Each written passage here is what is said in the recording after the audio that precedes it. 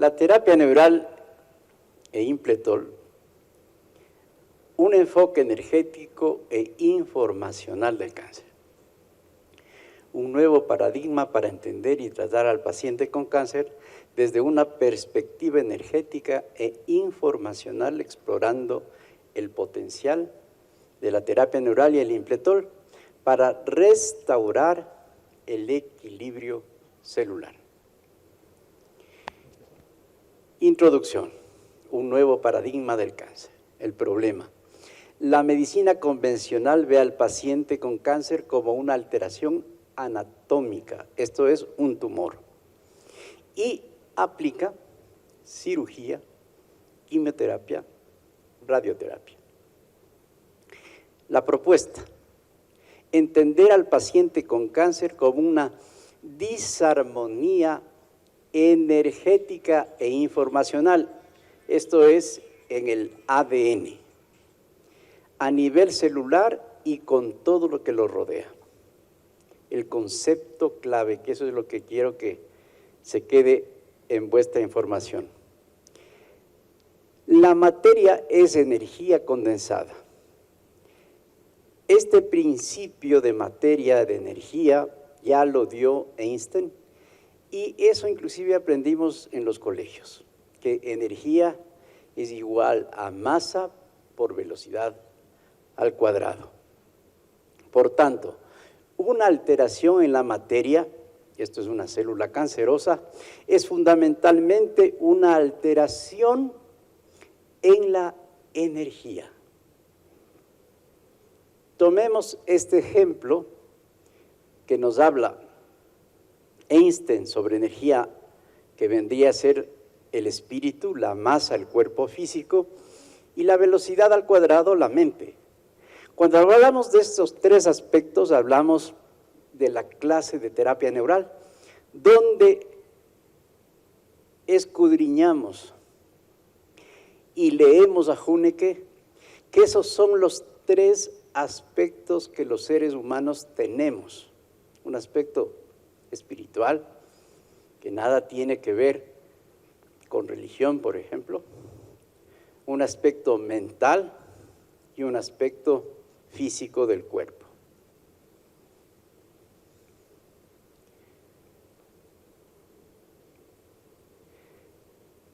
Viendo numéricamente, alguna vez le preguntaron a mi padre que cómo así decidió apoyarme a ser médico.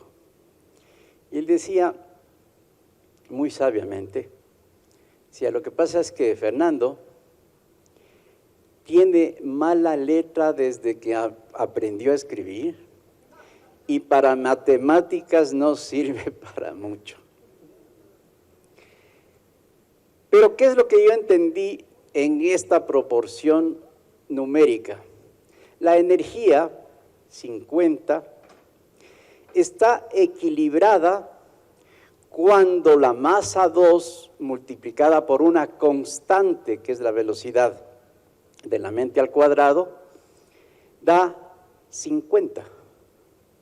O sea, el equilibrio es 50 es igual a 50.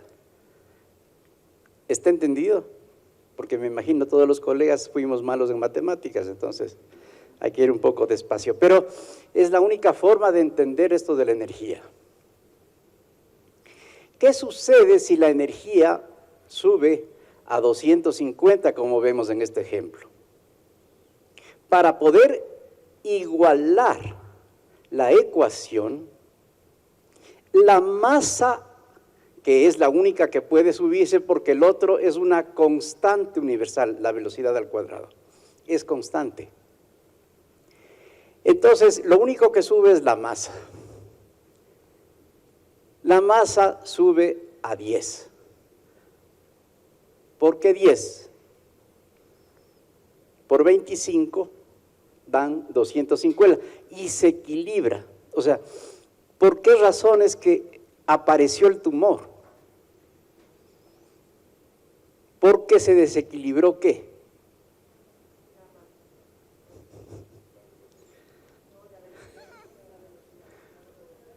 Ya ven que somos malos para matemáticas. ¿Por qué se presentó el tumor, que es la masa? Por la energía, porque subió la energía. Entonces, yo quiero que empecemos a pensar en ese sentido energético. ¿Qué pasa si yo sigo los parámetros de los colegas oncólogos en todo el mundo? Es el mismo protocolo. Vayan donde ustedes vayan, aprenden lo mismo. Dicen, no, esa masa que vemos que es de 10, tenemos que quitarle. Por eso ustedes ven en una ausencia al lado del igual, en la masa, porque operaron, quitaron esa masa. Pero ¿qué significa quitar la masa? Quitaron la masa y lo que movieron es la energía. O sea, la energía se movió a 1250 y por lo tanto la masa tuvo que aumentar, y eso es lo que se llaman las metástasis, porque esas tumoraciones ya no solamente están en mama, están en todo el organismo para compensar esta constante energética. ¿Y qué es lo que vemos el momento en que removieron? Ya no tenemos 10, quitaron el 0, aumentamos la energía y aumentó la masa a 50. ¿Qué hicieron en la cirugía? Complicaron más la situación energética y por eso vemos, es una paciente que llegó al consultorio en estas condiciones. Aumentó la masa.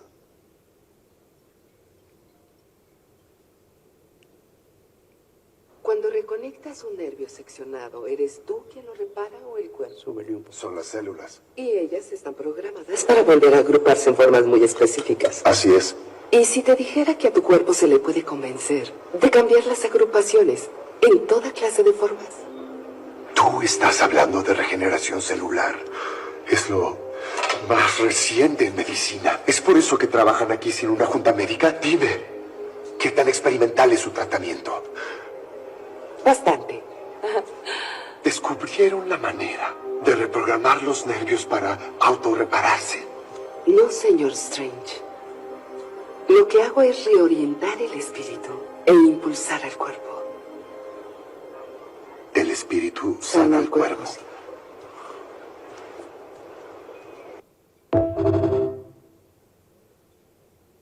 Eso es para que quitemos la imagen que tuvimos con la masa. Aquí tenemos el caso de una paciente que me llegó de 22 años,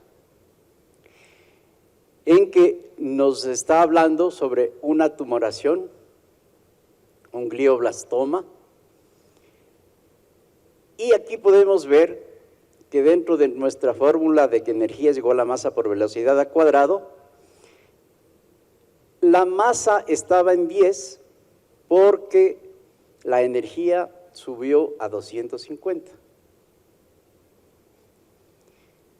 ¿Qué es lo que pasa luego de que nosotros equilibramos el espíritu?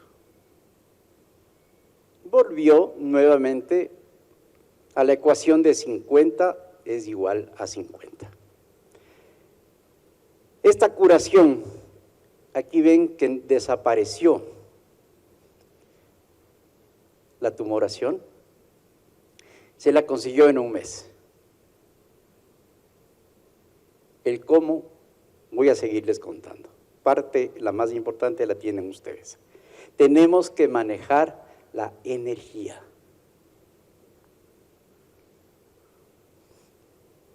El fundamento, la bioelectricidad celular. La célula sana funciona con un potencial eléctrico en su membrana entre 60 y 90 milivoltios.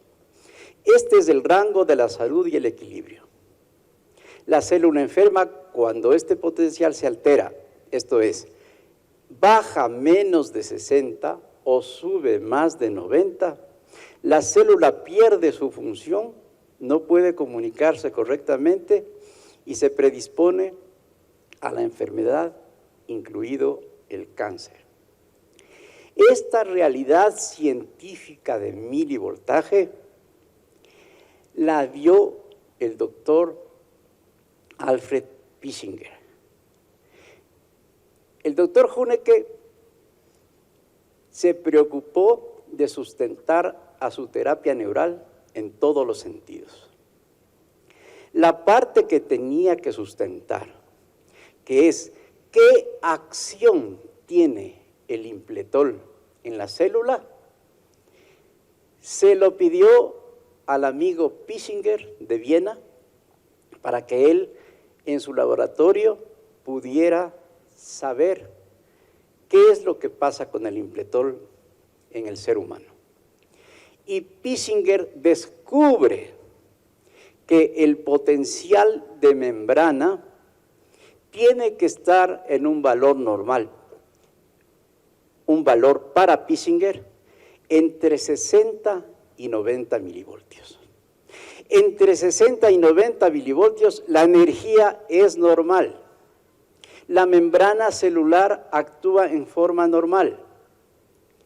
Si baja de 60 milivoltios, la célula, la energía empieza a enfermar. Si sube de 90 milivoltios, la célula, la energía empieza a enfermar. Y estos son los argumentos que yo suelo poner a mis pacientes que me dicen, y doctor, ¿qué hace el impletol? Y alguno de ellos me dijo, ya entiendo, doctor, el impletol es como un Regulamatic. Sí, ese es el que hace que su milivoltaje esté normal. De ahí también Pischinger da la teoría del sistema básico de Pischinger, o de la Matrix. Esto significa que la salud no depende solo de las células, sino de su entorno. Esto es la matriz extracelular. Los vasos y las terminaciones nerviosas que la regulan. Aquí se encuentra graficado el sistema básico de Pischinger, donde encontramos vasos sanguíneos, linfáticos, fibroblastos, una malla hecha de glucosaminoglicanos y glicanos, que a la final son un tipo de colágeno, y ya sabemos que para que haya buen colágeno, o para que haya el correcto colágeno, que son de 13 tipos, se necesita dosis altas de vitamina C. Este es el sistema que complementó Pischinger como fundamento para que la célula esté equilibrada. Y yo diría que es importante que los colegas que han aprendido terapia neural, solo con procaína, se están pidiendo de utilizar o de brindar al paciente la mejor opción o neural terapéutico. Porque el doctor Pischinger hizo el experimento con el impletol, no con la procaína. O sea, la procaína que utilizan al 2%, al 1%, al 0,5%, no tiene sustento.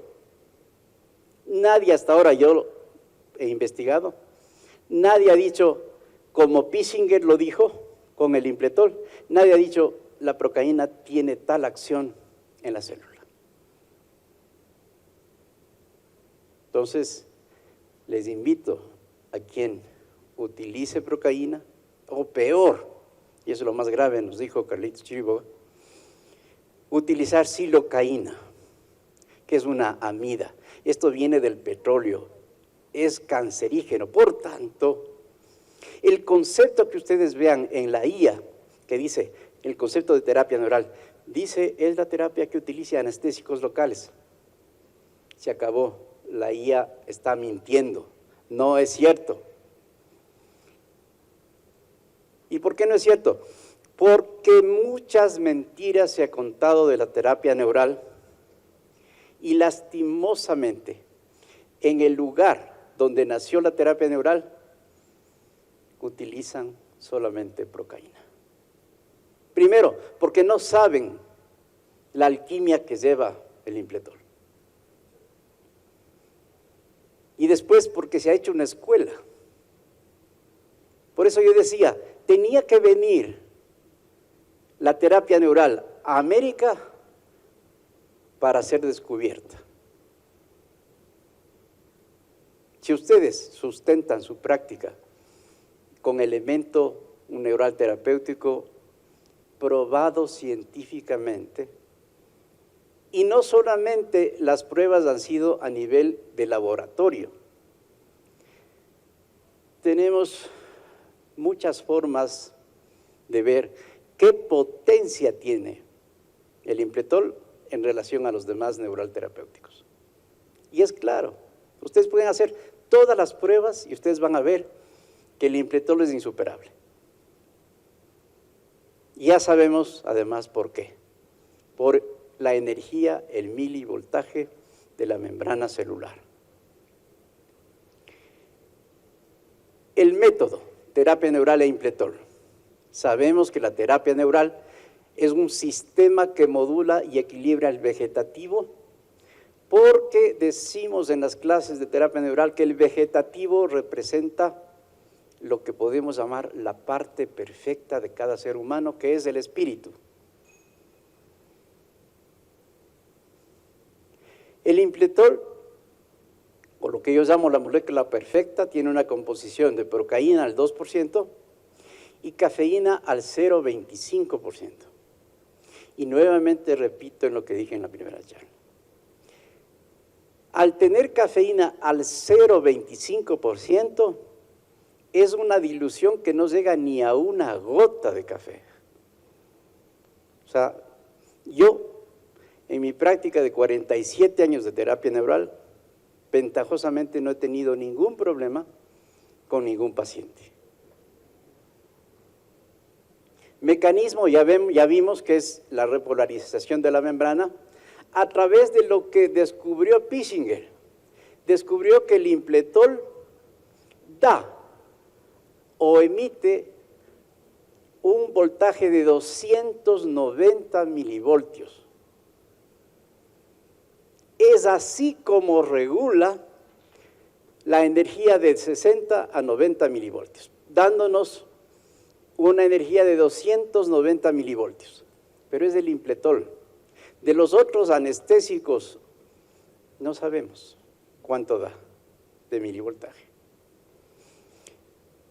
Y el efecto sobre los tumores es inmediato porque el Impletol inhibe la proliferación, aumenta la apoptosis, efectiviza la acción de los genes tumor supresores. Eso está documentado en la ciencia. En el Instituto de Cancerología de Estados Unidos se sabe exactamente la acción del Impletol en lo que vamos a desarrollar, que es en los genes supresores, cómo es el mecanismo de acción del Impletol. El proceso genético, parte 1. El genoma no es solo una molécula, es un sistema de codificación, es una información codificada que empieza con estas letras, ACGT, que significa adenina, citosina, guanina, timina. Así es como se hace la comunicación de las células. Posteriormente, estas células elaboran palabras llamadas también codones. Y estas palabras hacen párrafos llamados genes. Los 23 cromosomas, al igual que un libro, contienen miles de historias llamadas genes. Estamos viendo cómo se hace la transmisión, cómo se hace la información. proceso genético parte 2. Esto es un oncogen versus un supresor. Los oncogenes, vamos a llamar, es el acelerador, para entender mejor. Son genes normales que estimulan el crecimiento. Estos oncogenes son necesarios para el desarrollo y la cicatrización.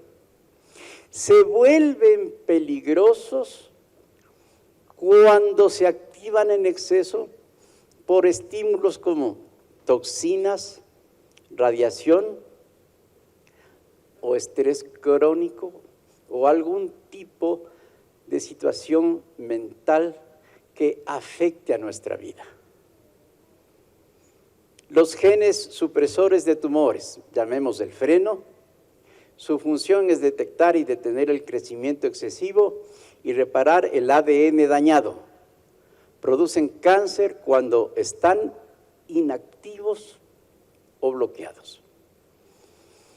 El cáncer es un desequilibrio, demasiada aceleración de los oncogenes activos y muy poco freno en los genes tumor supresores inactivos. El guardián del genoma, el gen TP53, es el héroe de la historia. La proteína P53, codificada por el gen TP53, es el principal gen supresor de tumores.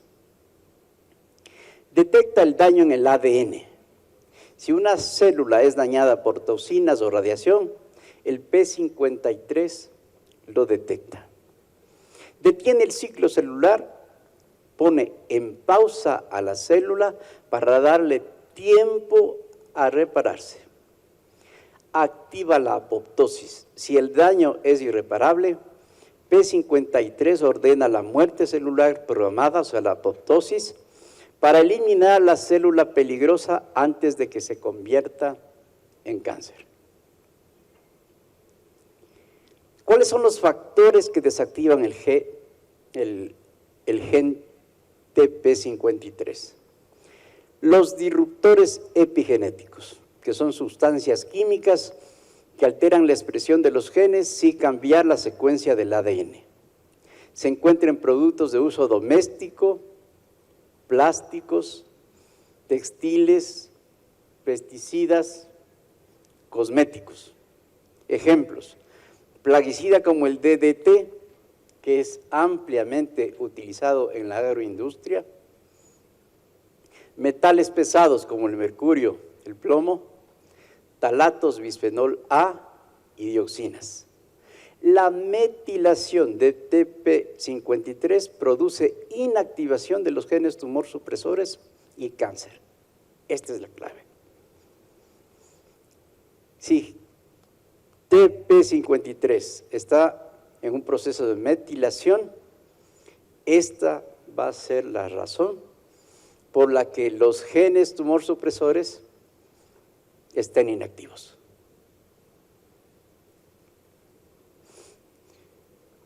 Para mí, el principal disruptor epigenético, el mercurio, cuyas fuentes se encuentran en amalgamas dentales, alimentos contaminados, vacunas que a los niños les ponen desde que nacen. O sea, como te quiero mucho, te pongo tu primer contacto con mercurio.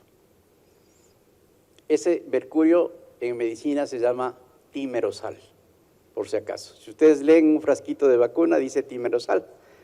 Quien no sabe, está leyendo mercurio. Eso ponen los padres inconscientes y los pediatras inconscientes a los niños como buena llegada al mundo. Mecanismos. A través de un proceso de metilación, el mercurio apaga o inactiva el gen TP53. Y las consecuencias, si su guardián, la célula dañada, puede proliferar sin control, dando inicio al cáncer. Entonces aquí tienen fotografías, que es típica. Yo tomé esta fotografía primera de vacunación en un subcentro cerca a mi casa, en que son la fila de los niños, ¿no? Está la mamá, le ven ahí con la cartilla de vacunación, le ponen al niño entre sus piernas, siempre la señora lleva un anillo, un aro, como decir estoy casada, y la mayoría no están en esa situación. Pero siempre es lo normal que yo vi en los subcentros de salud. Ahí están aplicando mercurio. Odontólogos que no saben que el mercurio, o sea, el empaste de mercurio, es otro de los gran contaminantes que tiene las 24 horas del día la persona que se dejó poner la amalgama de mercurio en su boca, tiene las 24 horas de la evaporación de este elemento. ¿Y a dónde va primero este vapor? Al cerebro. Después a intestino, donde se produce una metilación, que es el más grande contaminante de mercurio que existe cuando se hace orgánico, el metilmercurio. Y por supuesto, quien le guste el atún, como ven aquí, toitico bien empacado. Claro, aquí al ecuatoriano no le gusta el encebollado. El encebollado es hecho con un tipo de atún que se llama albacora. Todo tipo de atún es el que más cantidad de mercurio tienen en el mar. Entonces, si están comiendo atún, salud, están comiendo mercurio.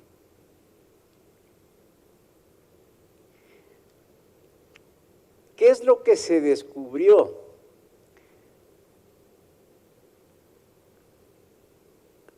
Lo que hace el impletol a nivel genético. El impletol bloquea la ADN metiltransferasa y se produce un proceso de desmetilación.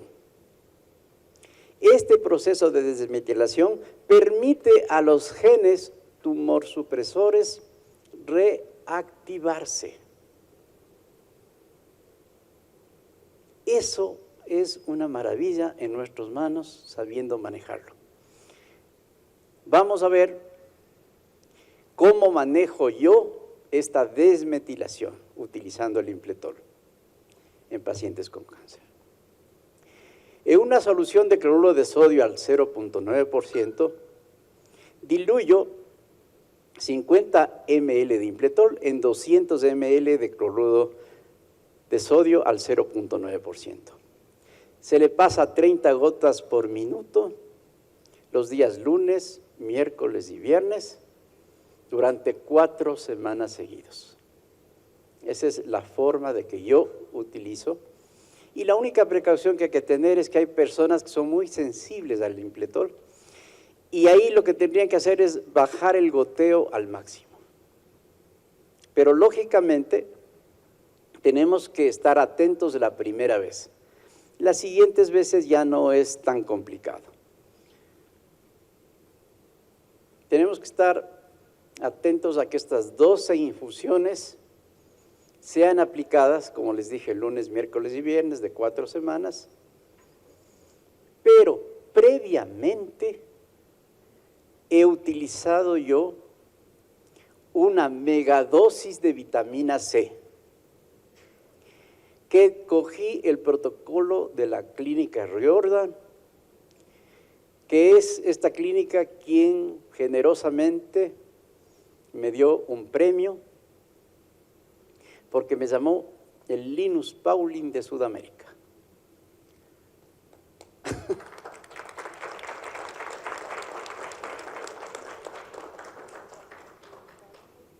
Y humildemente les digo, ¿por qué se dio eso? Porque mi trabajo llevan muchos años en Latinoamérica especialmente, donde di muchas conferencias, muchos cursos del manejo de la vitamina C, y pudimos, con expertos, llegar a producir la mejor vitamina C que se conoce.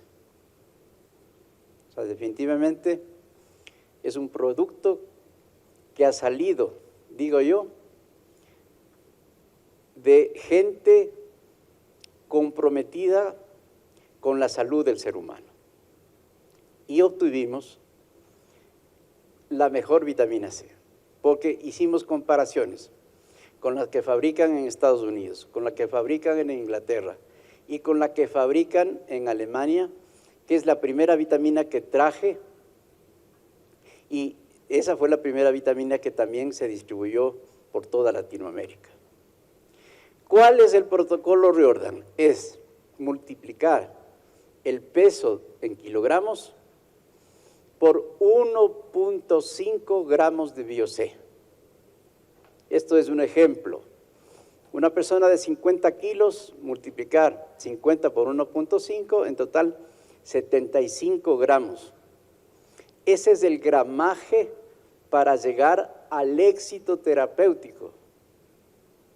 Porque hay mucha gente que piensa que un frasquito de 7.5, eso es megadosis. No. En pacientes con cáncer al menos, megadosis estamos hablando de 75 gramos. 75 gramos son 5 frascos de 100 ml de Bio-C. ¿Cómo llego a los 75? Despacito. La primera semana, 2 frascos. La segunda semana, 3 frascos. La tercera semana, 4 frascos. Y la cuarta semana, 5 frascos.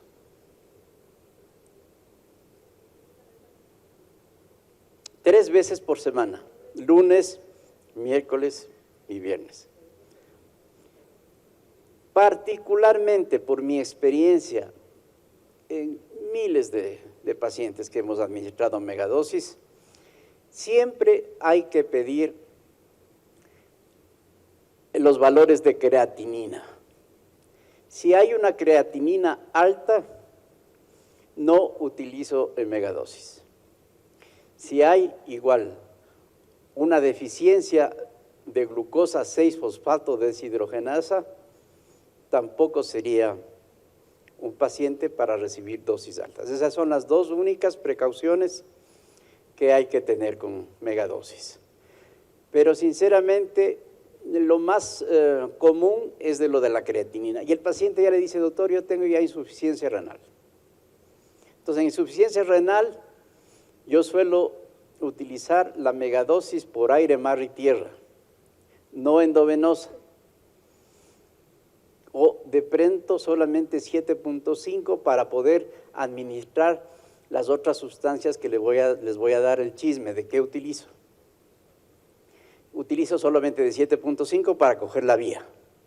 Pero de ahí le doy en forma oral, intramuscular o intrarrectal. Pero que necesita vitamina C ese paciente, necesita bastante cantidad de megadosis. Esta megadosis normalmente acompaño con una ampolla de calcio iónico, una ampolla de magnesio iónico y si el pH es ácido, una ampolla de bicarbonato. Ahí vino, como siempre, la responsabilidad médica de decir, tengo a mi disposición esta ampollita de calcio, esta ampollita de magnesio, esta ampollita de bicarbonato. ¿Será la forma ideal para administrar a mi paciente? Ese fue mi pregunta, mi cuestionamiento, y ventajosamente salió todo lo que es el estudio. Empecé con la tabla periódica. Todos en el colegio, en las clases de bioquímica, estudiamos la tabla periódica. Entonces vi que el calcio, como vemos aquí, tiene un número atómico de 20 y un peso atómico o masa atómica relativa de 40. Ese es el calcio. Ese es el calcio que me ofrecen. Ese es el calcio que se dispone en farmacias, en hospitales, para utilizar en pacientes. Entonces me pregunté, ¿el calcio de la tabla periódica es igual al calcio que el cuerpo humano necesita o requiere? Y adivinen qué. El calcio inorgánico más bien es intraproducente. ¿En qué me basé? En el profesor Luis Quebran, que en su libro que se llama Transmutaciones Biológicas, nos da la luz para entender a los médicos cuál es el calcio ideal para ser utilizado. Y la respuesta fue el calcio que tenga un peso atómico no de 40, sino de 44. Porque el calcio inorgánico, el que se extrae de las minas de calcio, es inorgánico. ¿Y qué pasa si es inorgánico? Tiene peso atómico 40. Y además, el spin, que es el movimiento en su propio eje del electrón, tiene un movimiento dextrogiro, o sea, hacia la derecha. Ese es un calcio inorgánico.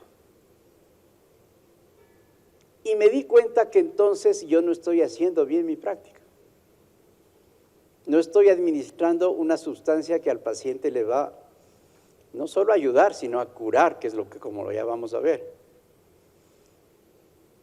Tenía que llegar a un calcio que tenga el número atómico de 20, pero el peso atómico, como ustedes ven aquí, de 44, y que su spin, este movimiento del electrón, sea levogiro. Ahí estamos hablando de un calcio apto para el ser humano.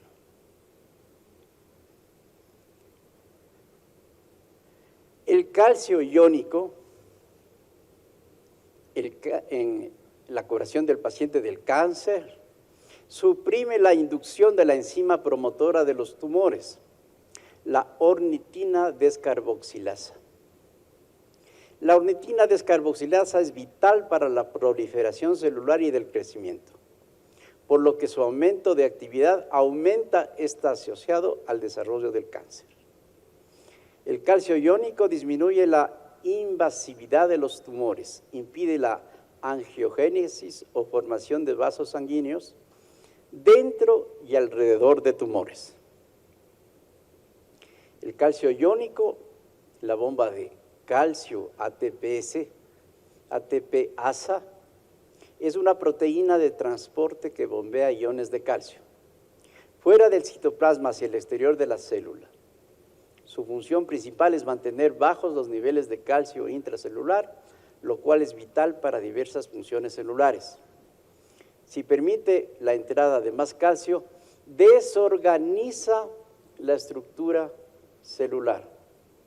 ¿Por qué se necesitaba esa especificidad de peso atómico 20 y de masa atómica 44?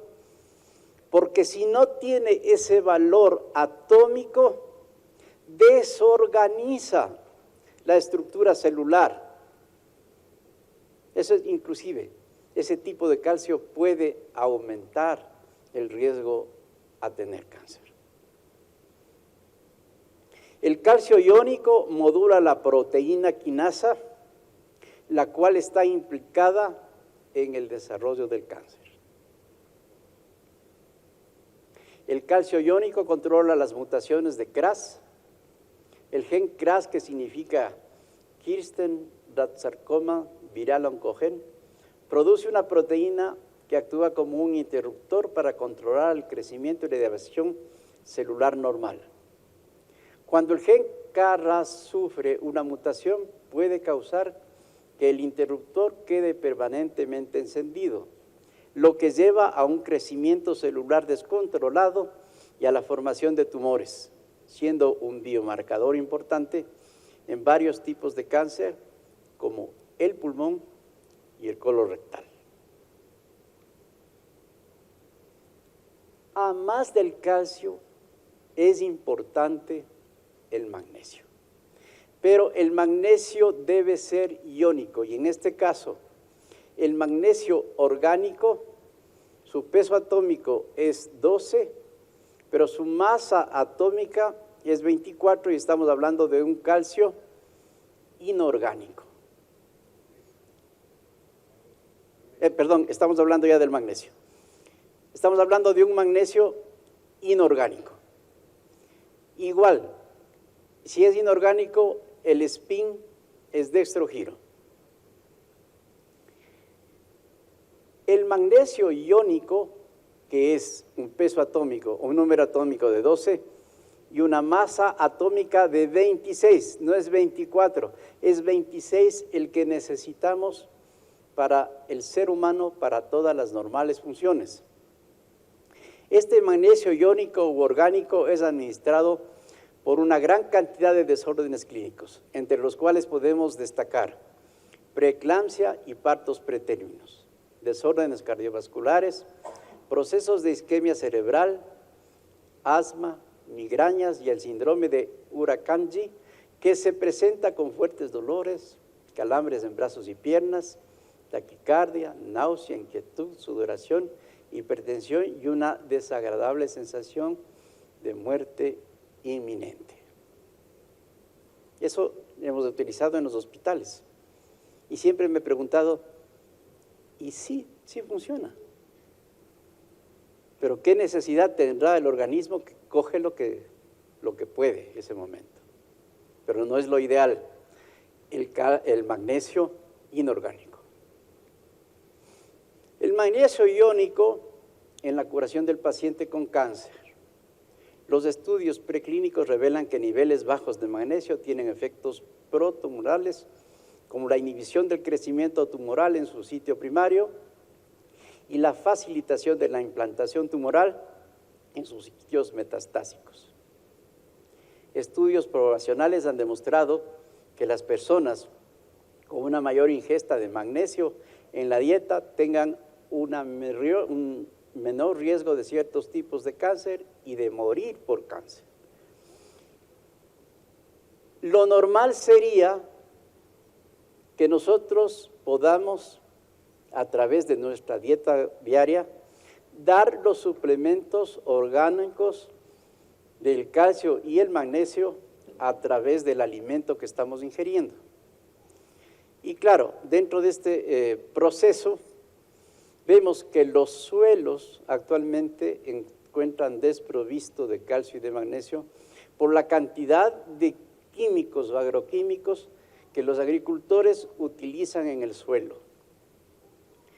Entonces, al estar desprovisto estos alimentos de la cantidad suficiente de calcio y magnesio, empiezan las patologías también. Un fármaco de uso común que reduce los niveles de magnesio son los inhibidores de la bomba de protones como el omeprazol y el pantoprazol. Casi todos los pacientes que llegan a nuestra consulta toman omeprazol. Y ninguno de ellos saben que la ingesta de omeprazol que hacen por años reduce los niveles de magnesio.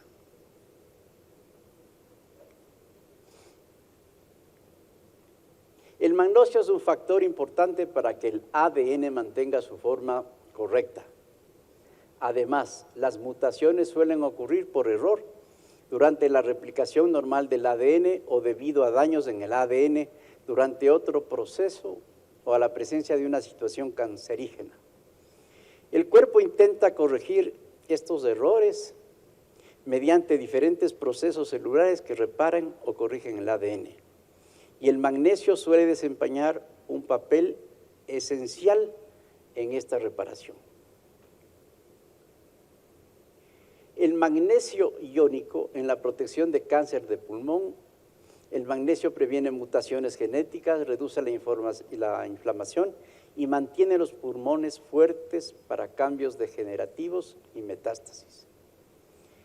El magnesio iónico disminuye la probabilidad de las células de adquieran mutaciones puede ayudar a prevenir el cáncer y se sabe que previene mutaciones o mantiene la estabilidad genética.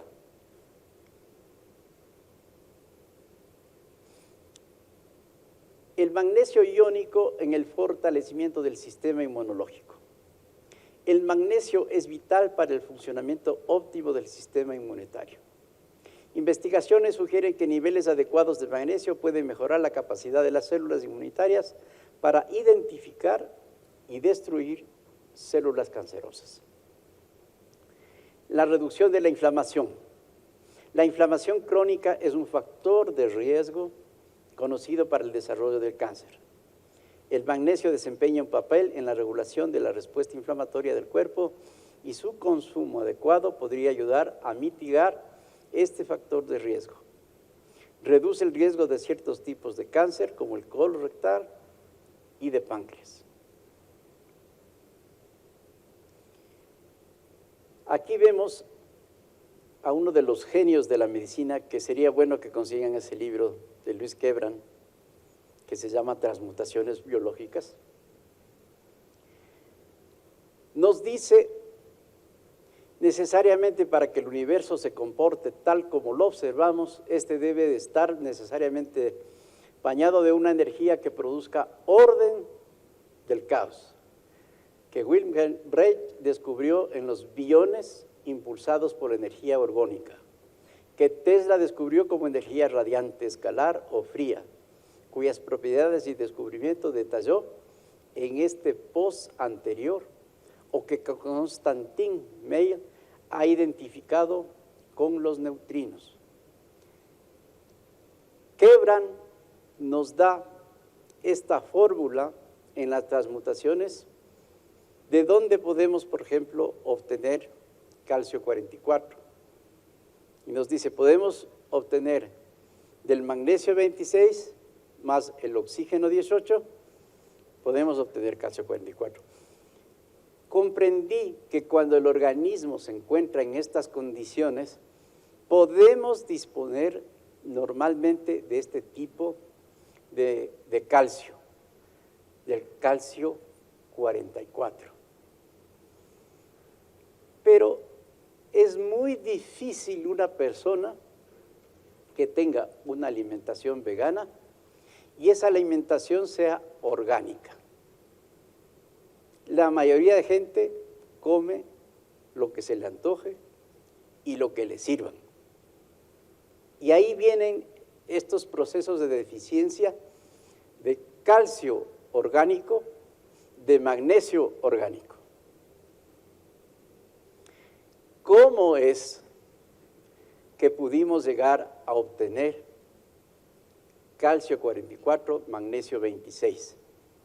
A través de este aparatito que, gracias a mi hermano Fausto, que es un genio en este tipo de construcción de máquinas, pudo encontrar la fórmula de cómo podemos nosotros tener este calcio inorgánico a calcio orgánico y magnesio inorgánico a magnesio iónico.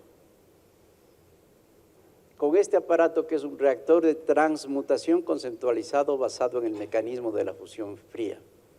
Este aparatito es un bión de una bobina de conductancia de corriente continua o reactor, se comporta como un cortocircuito, ya que al ser constante, es decir, no varía con el tiempo, la bobina almacena energía en forma de campo magnético. Aplicando esta ley que abajo tiene su estructura físico en relación a la inducción magnética. El bión cambia la rotación del electrón o spin de dextrogiro a levogiro, convirtiendo de esta manera el agua.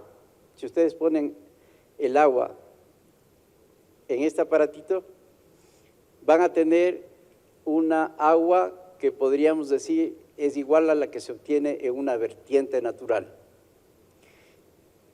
que es capaz de convertir a vitaminas, alimentos, cosméticos, fármacos, etcétera, a sustancias orgánicas fáciles de digerir, las distintas estructuras de los seres humanos. Esta es la ampollita que yo utilizo con la vitamina C, la megadosis, y si el paciente le hacemos un test si necesita calcio, si necesita magnesio o si necesita calcio, magnesio, y siempre medimos el pH para ver si necesita bicarbonato. Sin haber determinado el pH, no utilizamos bicarbonato, porque puede estar alcalinizado y si alcalinizo más es peor. El enfoque terapéutico llega directamente al tumor produciendo agua oxigenada. Esta he visto que es la labor que tiene la megadosis de vitamina C en la célula. Como la vitamina C tiene una bioquímica similar o parecida a la glucosa y la célula cancerosa es ávida por la glucosa, ingresa a su interior la vitamina C y la vitamina C lo que produce en este tipo de célula, que es anaeróbico, produce oxígeno, o sea, produce agua oxigenada en su interior. En ese medio, la célula cancerosa no puede vivir. Esa es la explicación científica de cómo es una de sus funciones importantes en el cambio de la célula cancerosa. Restablece la capacidad de autorregulación del organismo. Se aplica en campos interferentes para liberar bloqueos en el sistema nervioso vegetativo en caso del impletol, que es importantísimo, ya vamos a ver los ejemplos. Los resultados clínicos observados mejoran la calidad de vida, produce una reducción de efectos secundarios de tratamientos convencionales y en muchos casos elimina la tumoración en forma parcial o total y modulación de la respuesta inmunitaria. Las aplicaciones clínicas y perspectivas futuras. En este caso de este paciente de 70 años de edad con un diagnóstico de adenocarcinoma, sucedió algo anecdótico y es que este paciente vino a la clínica recomendado por su hija, que es terapista neural, y pues frente al adenocarcinoma, el papá de la colega de 70 años le dijo a su hija médico que él no iba a dejarse operar de ese cáncer, que no iba a recibir quimioterapia ni radioterapia, y que le lleve a donde su profesor que tanto habla. En efecto, vino el señor Iñamagua. Y como ustedes ven, tomé la fotografía de dos cicatrices. La una es de la cirugía de prostatectomía y la otra de la cirugía de una hernia umbilical realizada hace 10 años. Se determinó que el campo interferente en este caso, de este paciente con adenocarcinoma, fue esta cicatriz de hernia umbilical, no la de la prostatectomía. Se le aplicó, no sé si logran ver las papulitas ya aplicadas, y el paciente, como vive en una ciudad al sur del Ecuador, ya no podía venir o tenía que salir. Y como tenemos cercanía con esta alumna, el paciente no vino una semana y le pregunto, ¿cómo está su papá? Tal vez ya lo operaron o pasó algo. Dice, no, doctor, de que usted le aplicó la terapia neural en las pápulas, en la cirugía de la hernia umbilical, él no siente absolutamente ninguna sintomatología. Él se encuentra en óptimas condiciones y decidió que ni siquiera quiere irle a ver porque está sano. Entonces ni siquiera pude yo comprobar nuevamente o verle nuevamente. Pero tenemos la evidencia de la hija que es terapista neural. Dentro de los casos clínicos, ustedes ven aquí esta resonancia magnética donde se ve una formación redondeada de 15 por 10 milímetros en sus diámetros mayores, localizado en la unión faringoesofágica por delante del cuerpo de las vértebras de C5. Este paciente se hizo esta resonancia en un establecimiento privado y el colega que vio esta resonancia le dijo: lo único que puedo hacerle es una cirugía. Hay que extirpar esa masa y por el lugar donde se encuentra estamos hablando de que le puede ser un costo de $120,000. Entonces, con el susto, el paciente dijo: me voy donde cobren 120. Entonces vino, después de las terapias que se le hicieron, con esta tomografía, en la cual ustedes ven que desapareció la tumoración.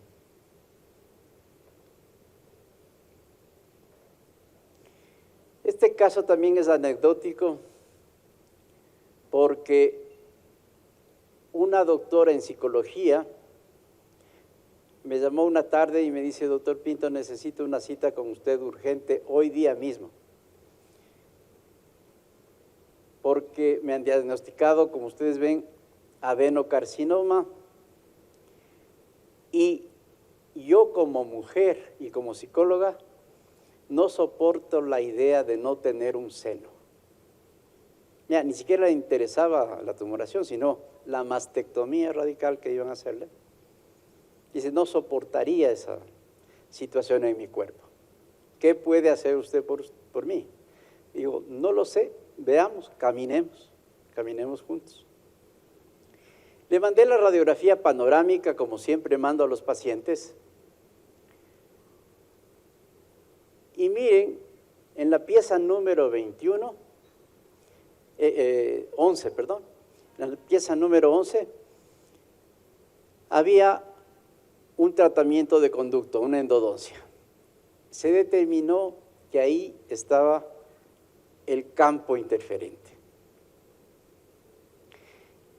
Las toxinas generadas en el canal de la raíz pueden combinarse con el mercurio que exhibia de las amalgamas y puede crear nuevos químicos de una toxicidad muy superior. Algunas combinaciones pueden ser más potentes que el Clostridium botulínico, responsable del botulismo. Moléculas que se desprenden cada vez que se mastican. Entonces vemos cómo en la radiografía tenemos la endodoncia, el número 11, y también tenemos amalgamas de mercurio. Entonces estaba unido piedra con palo. Hoy sabemos que las toxinas de las bacterias que viven por billones en los dientes con tratamiento de conducto contienen la sustancia orgánica más tóxica conocida como tioéter. Los tioéteres son 1000 veces más tóxicos que la toxina del botulismo, que era considerada la sustancia orgánica más tóxica. Pero la locura humana es así. Miles o millones de mujeres son sometidas a inyecciones de botulismo o de la toxina botulínica con tal de no tener arrugas. Además de los tioéteres, otras toxinas severas producidas por bacterias que se encuentran en endodoncia se secretan los tioetanoles y los mercaptanos. Estos tóxicos forman parte de los tumores de cáncer de mama, los cuales ingresan a través del sistema linfático. Y la paciente, luego de 8 meses que se le atendió, se envía una muestra y en esta muestra de biopsia nos dan que hay un problema como una mastopatía fibroquística. Desapareció el adenocarcinoma. Fueron 8 meses con esta paciente, con los protocolos que ustedes ya saben. Por supuesto, para mí la alimentación es básica. Entonces, siempre a todo paciente que entra a mi consulta, especialmente con este tipo de patología, la dieta debe ser vegana. Que no coman, yo les suelo decir, ningún tipo de cadáver, porque eso ya vimos ayer con la charla de Marinés, qué es lo que produce a la flora bacteriana. Entonces, el paciente, normalmente ya a algún otro paciente seguro le dice, ve, pero verás, tiene que hacer dieta. Es difícil, por supuesto, pero es la única posibilidad de ayuda y que podamos llegar a estos felices términos. Este es un caso que lo he venido llevando por muchos años. Esta niña, que tenía 7 años cuando llegó al consultorio, fue diagnosticada un hepatoblastoma del lóbulo derecho desde el 12 de julio del 2000. Ustedes aquí le ven en una cama de hospital, aquí en Ecuador, se llama Solca, la institución que se dedica a la oncología. Es justamente en una cama de Solca donde le tomaron los papás de esta foto. ¿Y qué le hicieron a esta niña? Quimioterapia, el 20 de julio del 2000. Le hicieron una hepatoctomía derecha el 12 de diciembre del 2000. Quimioterapia el 29 de enero del 2001.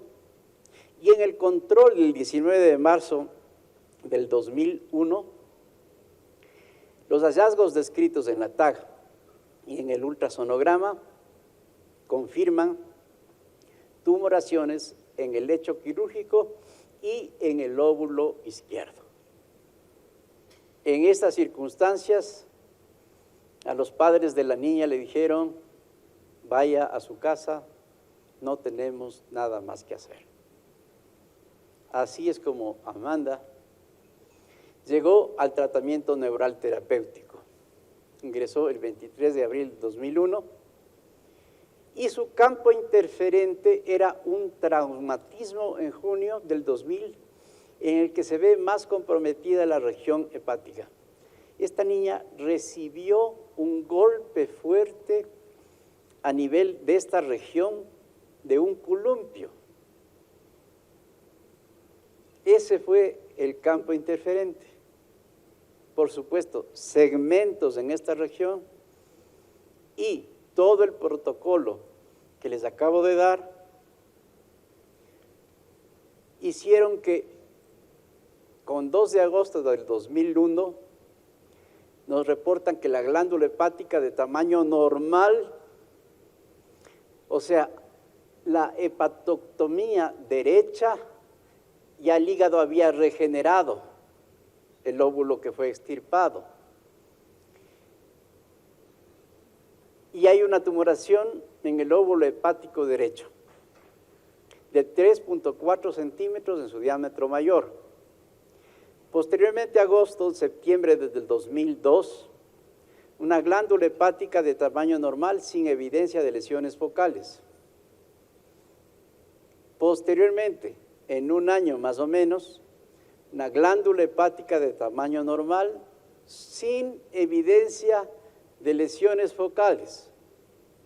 En agosto, un año después, del 2004, glándula hepática de tamaño normal sin evidencia de lesiones focales. Aquí la Amanda ya tiene 11 años y ustedes ven con su pelito tan largo. Me dice que ella se dejaba su pelo largo porque algún rato le vieron la quimioterapia, le dejó calva, le dejó sin pelo. Aquí la Amanda ya está de 14, de 16, con todos sus exámenes normales. Aquí está de 18 y actualmente ustedes ven a la Amanda de 31 años, es una artista, tiene un circo que se llama el circo Pan y Guineo.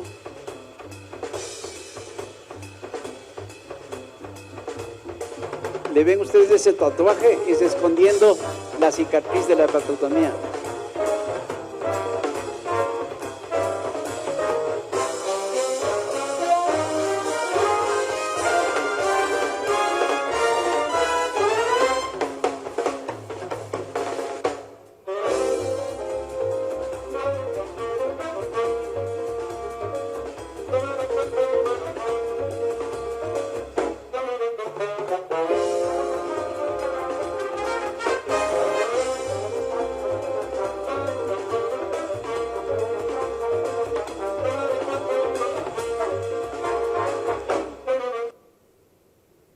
Esa es la historia de la manta.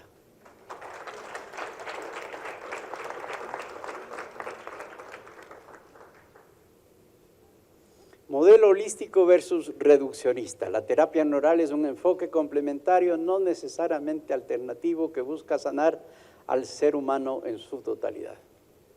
Perspectivas futuras y mensaje final. El futuro. La terapia neural se alinea con la ciencia moderna, esto es de epigenética, neuroinmunología, pero necesita más profesionales de salud con cambio de conciencia.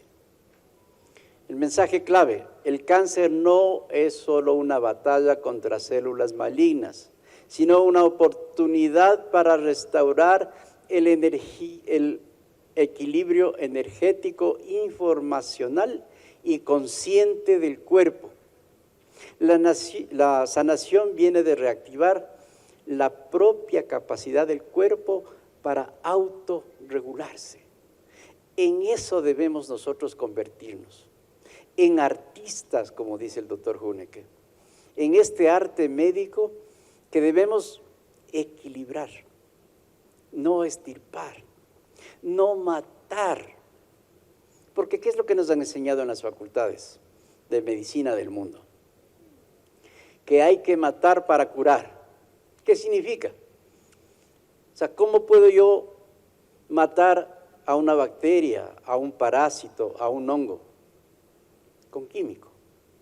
Pero yo me pregunto, ¿matar será la forma para que se llegue a curar? La verdad es que no hay que matar nada. Una experiencia muy bonita tuve yo estando en la medicatura rural. Me tocó en un subcentro que estaba cerca y tenía que yo revisar las fábricas que estaban alrededor, donde producían hongos. Y me fui a visitar y tuvieron gente muy cordiales, me indicaron todo el proceso y me llamó la atención cuando el biólogo de la plantación me dijo: doctor, lo único que tenemos que tener precaución aquí es que el compost en ninguna manera se alcalinice. Todo el tiempo el compost tiene que estar con un pH ácido. Si se alcaliniza, perdemos toda la cosecha de los hongos. Y se me iluminó la conciencia. Y digo, ¿y qué pasa con la micosis, con los hongos de los humanos? Empecé a hacer las pruebas en onicomicosis, por ejemplo, en los hongos de las uñas. Y dije, estoy viendo estos hongos en los pies y estoy viendo que hay una acidez. Voy a ver qué sucede poniendo lavados con bicarbonato. ¡Voilá! Increíble. El hongo no resiste a la alcalinidad. Cuando yo veo cualquier tipo de hongos, como veíamos por ejemplo en las prótesis mamarias, que la doctora Geisy nos presentaba que había hongos, ¿qué es lo que yo me digo? Ese pH está ácido. Tendré que utilizar todo lo que la farmacología médica me dio para matar al hongo, matar para curar, o será necesario un equilibrio. La respuesta fue clarísima. No necesitan ningún antiparasitario, ningún antibacteriano. Porque una cosa bonita también que me llegó es que alguno de los colegas había visto el estudio de que quien tiene mercurio o está intoxicado de mercurio tiene propensión o seguro ya le había dado problema de herpes. Cuando ustedes vean un paciente con herpes, seguro ese paciente está con mercurio. Lo que está haciendo el herpes es ayudando a comerse ese mercurio. Pero si yo en mi consulta no tengo la precaución de decirle, vea, no coma atún, no se vacune, no se ponga amalgamas de mercurio, no estoy haciendo mucho. Y solamente son indicaciones, así que decir, simples. O sea, el herpes no tengo que matar, el herpes ahí está para ayudar. Igual que las bacterias, si estoy comiendo un pedazo de cadáver de buey, o un pedazo de porco, dicen, no dicen chancho en Brasil, dicen un porco. ¿No será normal que mi cuerpo aumente las bacterias? Y a eso se llama infección. Yo les dejo esa inquietud porque mucho veo que está ganando terreno los antibacterianos, antihongos, antiparasitarios. Posiblemente algunos de los estudios que me llamaron la atención es que dentro de la gastroenterología, para curar una colitis, alguno de los gastroenterólogos por alguna razón introdujo ascaris para poder ser curado esa inflamación. Si yo veo a alguien tiene parásitos, yo no voy a utilizar un antiparasitario. Es absurdo. ¿Qué es lo que debo hacer? La forma de alimentación. Y la forma de alimentación que yo prescribo siempre en todo paciente que llega a mi consultorio es alimentación vegana. Hagan la prueba, dejen un mes de comer cadáveres, dejen un mes de comer huevo, porque no sé si ustedes sabían que el huevo en su interior tiene las 2000 tipos de salmonela que existen en el universo. Los 2000 tipos de salmonela que tiene el universo, tiene el huevo. Yo digo, la naturaleza eso hace para defenderse. Para que haya precavidos que digan, no quiero aumentar mi flora bacteriana con salmonelas. Algún rato que está medio baja las defensas, una de esas es la salmonela tifi, la tifoidea. Hagan la prueba, dejen de utilizar cadáveres. Ya saben que el de cerdo ya nunca, desde que hacen terapia neural, ya el chancho, el cerdo, el puerco, el marrano, el cuchi. No coman, porque ustedes están dando energía. Ojalá que esa energía que están dando con la terapia neural llegue en la forma más pura.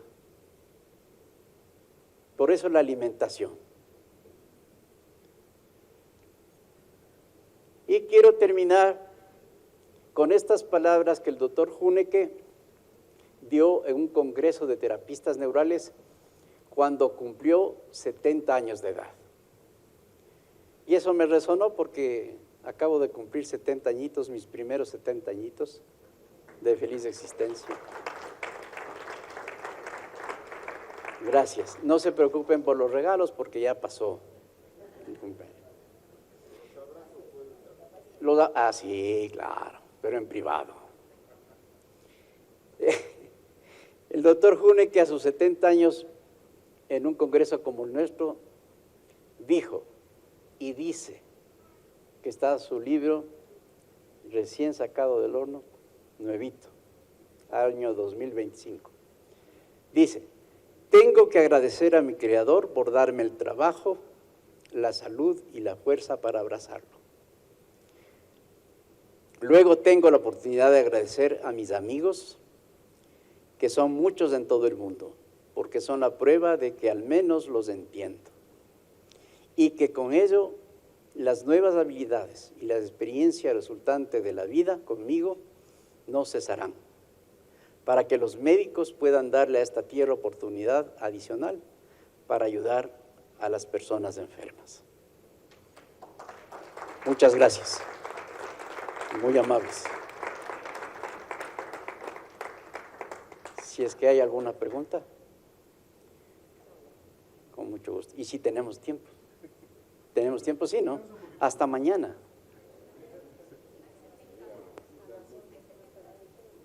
Hola, hola. Sí, a ver. Pregunta, doctor, ¿usted? Maestro, pues nuevamente impresionado por toda la información valiosa, digerible, entendible. Ahora, por ejemplo, una de las circunstancias que está aún muy presente es la presencia de metales en la boca, especialmente las prótesis de cromo cobalto. Yo creo que es un gran generador de energía totalmente negativa y quisiera que nos hable de ello y de la posibilidad que tienen los implantes en la actualidad. Todo lo que es metal en la boca es iatrogénico y campo de interferencia. Todo metal. Entonces, por ejemplo, estas prótesis que hacen con este tipo de metal, gracias. O me acuerdo... Es para el doctor.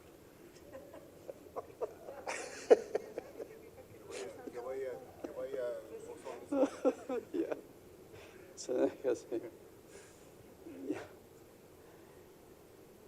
Me acuerdo el ejemplo de un médico, de un odontólogo que recibió el curso de terapia neural y nos contaba con anécdota que tuvo de paciente una viejita que era considerada loca.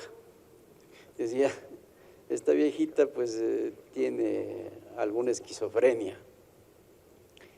Y llega al consultorio, él le revisa y ve que su placa, su prótesis tenía malla metálica. Y le dice, señora, sáquese en la noche su placa para ver qué es lo que sucede. ¿Por qué se le consideraba una paciente psiquiátrica? Porque dice que oía voces, especialmente decía en la noche. Entonces, este odontólogo le dice que se sacara su placa donde había una malla metálica y le dijo, no, doctor, ¿cómo voy a sacar? Claro, mujercita vanidosa, no quería que se le vea sin su dentadura, pero le convenció y la señora se sacó. Y dice que la señora al día siguiente le contó que dejó de escuchar esas voces.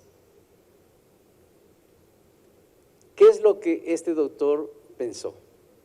Ese metal en su boca, que es húmeda, estaba sintonizando ondas de radio. O sea, su boca se había convertido en un condensador energético que captaba ondas de radio. Y en realidad escuchaba, pero eran las emisoras que estaban ahí. Eso es lo que hace un metal cualquiera que sea en la boca. No se diga los implantes metálicos, que además lesionan al hueso.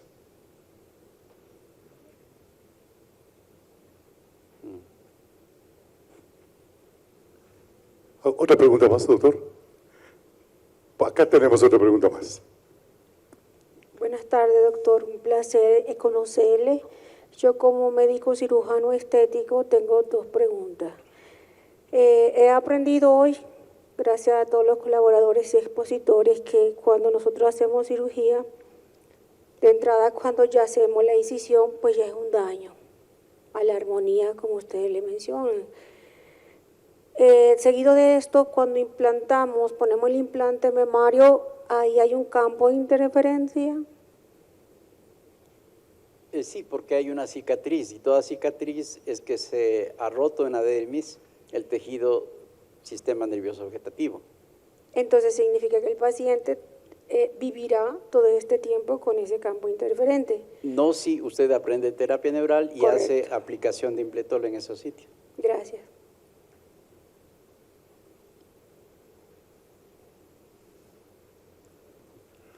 Bueno,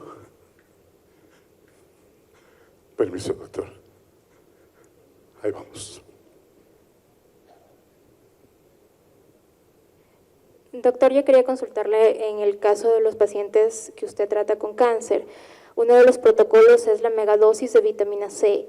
En el caso de que también se le quiera administrar al paciente por vía oral para una dosis mantenida, como se supone que la megadosis oxida, a diferencia de una dosis normal que antioxida, entonces yo quisiera saber si por vía oral también es recomendable o es contraproducente administrar esto para los pacientes oncológicos. Y otra segunda pregunta es que cuando usted mide el pH, ¿lo hace venoso, lo manda al laboratorio o cuál es el protocolo? Hay unos reactivos en la saliva. Usted puede conseguir en cualquier botica un reactivo de saliva, le pone en la lengua y le ve el pH. ¿Y en cuanto a la vitamina C? Oral. Se dice que la vitamina oral se absorbe en 2 gramos cada 2 horas. Se dice. Pero hay un autor dentro de la historia de la vitamina C, un doctor Kleiner, que utilizaba hasta 200 gramos en forma oral en pacientes con cáncer. 200 gramos. Entonces, habría que ver ahí el grado, ¿no? Porque hay pacientes que vienen realmente ya en fase terminal. Entonces ahí habría que ver si es que ya las venas están esclerosadas, ya no se puede poner a la vena. Ahí yo suelo decir, utilizo por aire, mar y tierra. O sea, le doy a tomar, se le pone en enema, se le pone intramuscular. Dosis altas tiene que ser, acuérdese. Según el protocolo Riordan, es 7 por kilogramo de peso multiplicar 1.5. Doctor Chiriboga, por favor. Fernando, excelente conferencia. Me preocupa una diapositiva que pusiste sobre el Impletol en solución salina, 50 centímetros de Impletol. Yo me he puesto hasta 5 centímetros y me he pegado unas mareadas y unas cosas horribles. Y hay pacientes que han terminado, y tú lo conoces, que han terminado en emergencia con dosis de 20 centímetros, no digamos 50 centímetros. Entonces yo creo que hay que decirle a la gente que tenga cuidado con las dosis de intravenosas. Hay que saber utilizarla y tener mucha precaución porque puede pasar cosas muy graves. Me acuerdo muy claramente cuando me llamaste por teléfono y se te oía tu voz temblorosa, diciéndome, Fernando, mi enfermera se acaba de equivocar, en vez de ponerle vitamina C 50 ml, le acaba de poner 50 ml de Impletol. No fue mi paciente, fue tuyo. ¿Que tú le atendiste? Sí, que yo la atendí porque tú me la enviaste después a esas pacientes. Efectivamente fue una enfermera que se equivocó. Y le puso, no 50, le puso 20 cc de Impletol a una paciente de Ambato. Y que después yo la vi porque ella terminó en emergencia, pero después hizo ataques de pánico y todo lo demás. Y bueno, pero solamente con 20 cc de Impletol. Sí. Entonces yo veía esa diapositiva que tú pusiste 50 cc. En 200. En 200 cc. Yo me pongo a veces hasta 4 o 5 cc de procaína y me pego unas mareadas muy fuertes. Que Sí, no son nada agradables, o sea, yo por creo esa que 20 razón, no me imagino. el goteo es lento y hay que mirar al paciente. porque sí tiene reacciones, pero frente al beneficio de desmetilar a los genes tumor supresores, o sea, vale la pena el estar vigilante en enfermería o un goteo lento. Ya se va acostumbrado después del paciente, claro, tiene situaciones en la audición, ¿no? La audición como que se aumenta y como que escucha ruidos metálicos. Hay unas personas que tienen unos viajes hermosos. Y yo ya he perdido el miedo de la cantidad, porque hay pacientes que me han enseñado. O sea, gente muy madura, gente que conoce el tema, y gente que va siempre al consultorio y se pone como cosa normal 50 ml.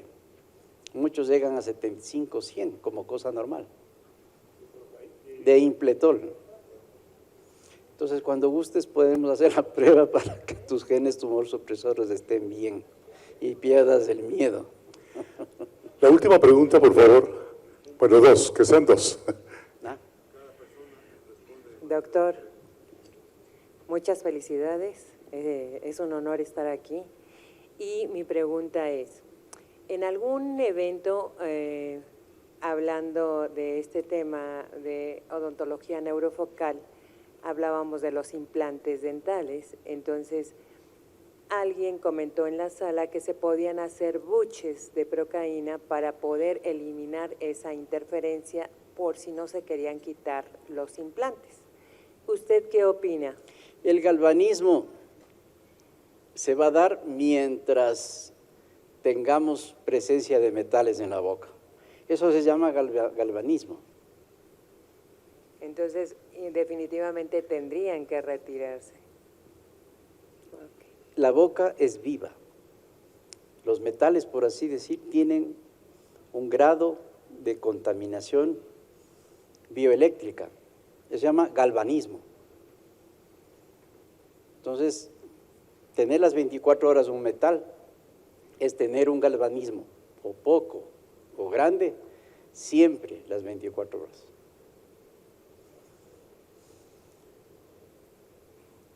Doctor, primero felicitarle por su exposición que siempre nos llega no solo a la mente, sino al alma, porque eso creo que es el Impletol, ¿no?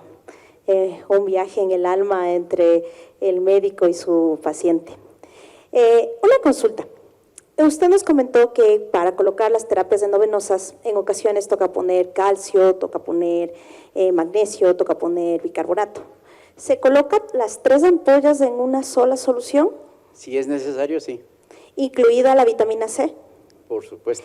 Pero y en ese caso la vitamina C se coloca igual, ¿se puede colocar 75 gramos y los 3 de estos o solo se empezaría con...? Yo empiezo, como les decía, con 3, 4, la siguiente semana, 5. Pero en todos les vamos mezclando todas las ampollas. Sí, estoy hablando en caso de pacientes con cáncer. O sea, estamos hablando de las situaciones más graves que viene un paciente. Gracias, doctor. Con mucho gusto. Por ahora sí, señoras y señores, el aplauso cariñoso para el maestro Fernando Pinto Fleury.